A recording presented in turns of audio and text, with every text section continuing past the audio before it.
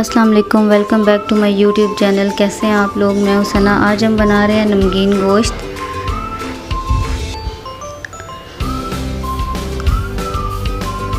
इसकी रेसिपी मैं अभी बता रही हूं आपको। इसके लिए हमें ये चीज़ें चाहिए। गोश्त को हमने साफ़ कर लिया है। अदरक और लहसुन को पीस लेंगे हम।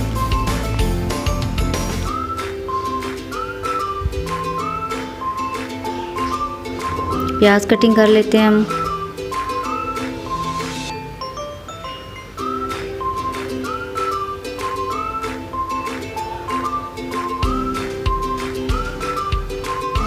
प्रेशर में गोश्त डालेंगे, अदरक लहसुन का पेस्ट। ये हम बीफ बना रहे हैं। प्याज डालेंगे हम, हरी मिर्ची डालेंगे जायके के लिए, टमाटर,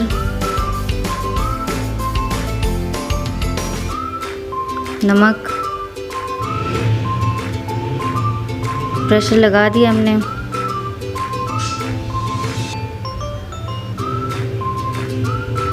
पंद्रह मिनट के लिए आपने लगाना है इसको। देखिए हमारा गोश्त गल चुका है। बहुत ही अच्छा हमारा गोश्त तैयार हुआ है। इस गोश्त में हमने लाल मिर्ची वगैरह कुछ भी नहीं डाला। ये यखनी के साथ हमने निकाल लिया था। ऊपर बस काली मिर्च हम डालेंगे और सब्ज़ मिर्ची हमने काट के रखी हैं। इसको आप रोश भी कह सकते हैं। यखनी सिर्फ इसके अंदर है, कुछ भी नहीं है, ना हमने ऑयल डाला है। इसलिए रोश के लिए हमने निकाला। जो रोश की डिश एक होती है वो हमने निकाला है इसको। और इसके बाद जो हमारा बाकी गोश्त बचा था उसमें यखनी हम निकाल लेंगे बाहर। बाकी के गोश्त को हम भून लेंगे। जैसे चाहे आप भून सकते हैं, लाल मिर्ची डाल लें, काली मिर्ची डाल लें। जो हमने पहले निकाला है वो एक रोश की जगह पे आप बना सकते हैं, निकाल सकते हैं। अगर आप सिंपल खाना चाहते हैं यखनी वाला नान के साथ, पेशावरी जैसे बनता है रोश, वैसे आप निकाल के खा सकते हैं।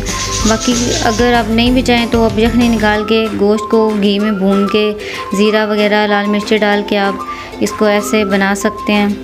ऊपर से आप यखनी भी डाल सकते हैं, वो बहुत ही लजीज बनेगा। अब मैं इसके अंदर यखनी डाल रही हूँ।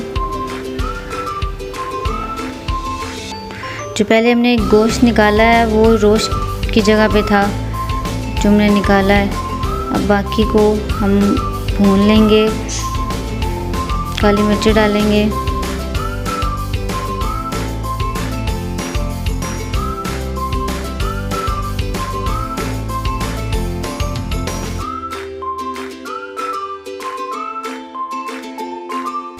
देखिए हमारा कितना अच्छा तैयार हो चुका है।